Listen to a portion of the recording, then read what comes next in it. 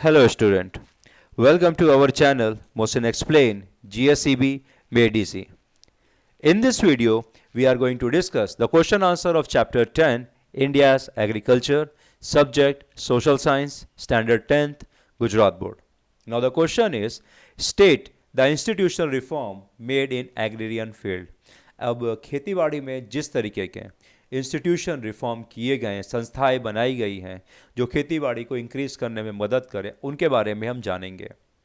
So now in India, the state and the central government had made important reform at the institutional level. हमारे देश की अगर राज्य सरकार और केंद्र सरकार दोनों ने मिलकर बहुत ज़बरदस्त लेवल पे संस्थाएं बनाई हैं. चलिए सबसे पहले जानते हैं इन संस्थाओं ने क्या काम किया है. तो number 1, by abolishing the landlord system, जो जमींदारी सिस्टम उसको ख़त्म किया. Government had stop the exploitation of farmer, सरकार ने जिस तरह से किसानों का शोषण किया जाता था वो रोका. The land tiller have been given the right to become the owner of the land under land to tiller land tenancy act. पहले के ज़माने में तो किसान लोग क्या करते थे, उनको ज़मीन दे दी जाती थी कि लो भाई तुम इस पर फसल उगाओ, थोड़ा बहुत हिस्सा आपको 30-40% तक का हमको देना होगा, बाकी का आप अपने पास रख सकते हैं. इस तरह से ज़मीन उनको दे दी जाती थी, पर लेकिन वो ज़मीन के मालिक नहीं रहते थे. पर लेकिन कुछ समय के बाद जब ये लंबा अरसा हो गया, जब वो परिवार की पुश्तें भी उसी ज़मीन पे काम करने लगी, तो यहाँ पे सरकार एक लैंड टेनेंसी एक्ट लेकर आई, जिसके तहत जो किसान जिस ज़मीन पे बरसों से काम कर रहा है वो ज़मीन उसको ही दे दी गई.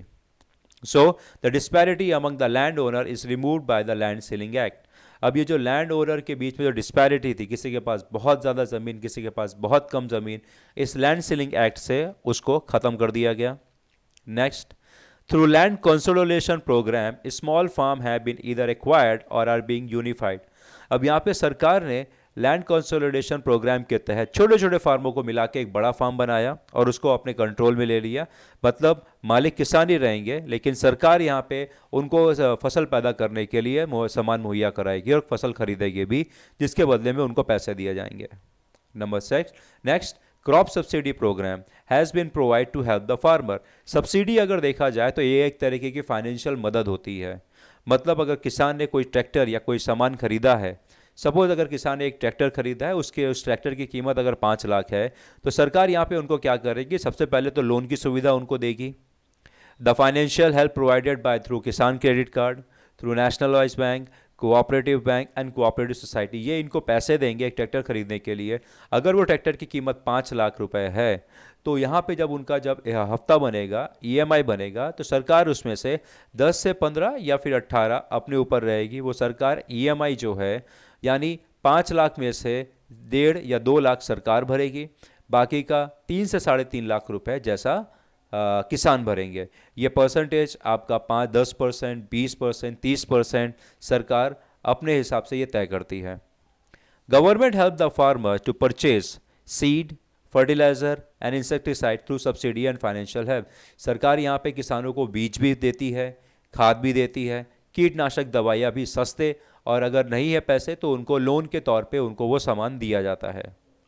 Now through prime minister crop insurance scheme, अब prime minister crop insurance scheme के तहत the farmer provided with the crop insurance. अगर किसानों की फसल किसी भी वजह से ख़राब हो जाती है तो सरकार उनकी फसल का मुआवजा देगी. When the crop fail due to the either drought और excessive rain, the government help the farmer financially. अगर किसी सूखा पड़ने की वजह से या बहुत ज़्यादा बारिश होने की वजह से किसानों की फसलें अगर ख़राब हो जाती हैं, तो किसानों को सरकार उनका कर्जा माफ़ी कर देती है या फिर उनको कैश पैसे देती है, ताकि वो दोबारा से खेती बाड़ी कर सकें. By providing legal support and open auction process is made widespread for the sale of farm product in the market yard. अब किसानों को सामान बेचने के लिए भी दूर जाना नहीं पड़ता है. सरकार ने लोगों के एपीएमसी यानी एग्रीकल्चर प्रोडक्ट मार्केट कॉरपोरेशन खोल के रखा हुआ है, जहाँ पे किसान अपना सामान जाके मार्केट रेट पे, सरकार के तय हुए रेट पे आराम से सेल कर सकते हैं, और यहाँ पे सरकार भी उनका सामान बेचने में मदद करती है. Now cooperative society and market association are establish so that farmer would get the minimum support price for their farm. अब सरकार ने इसके लिए कोऑपरेटिव संस्थाएं और मार्केट एसोसिएशन बना के रखा हुआ है, जिसके तहत ये सोसाइटी और मार्केट जो एसोसिएशन है, ये किसानों का सामान एमएसपी यानी मिनिमम सपोर्ट प्राइस पे सरकार मदद करेगी, और ये सोसाइटी मदद करेगी उनका सामान बिकवाने में. Facilities like warehouse, transport, communication at Gujarat and cooperative level has been, I'm sorry, communication at government and cooperative level had been increased.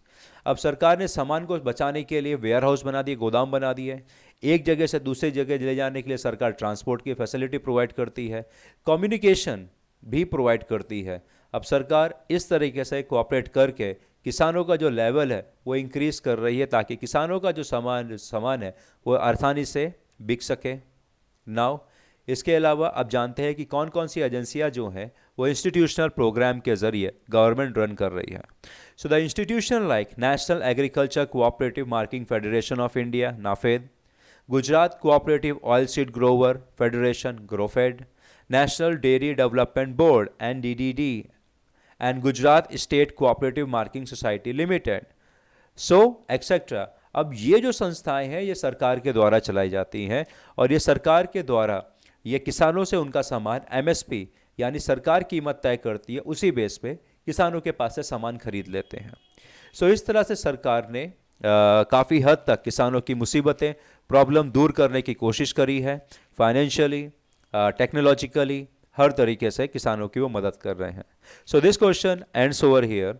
इस चैप्टर के रिमेनिंग क्वेश्चन आंसर भी एक्सप्लेन कर दिए हैं जिनकी वीडियोस की लिंक आपको मेरे डिस्क्रिप्शन बॉक्स में मिल जाएगी. Thank you very much.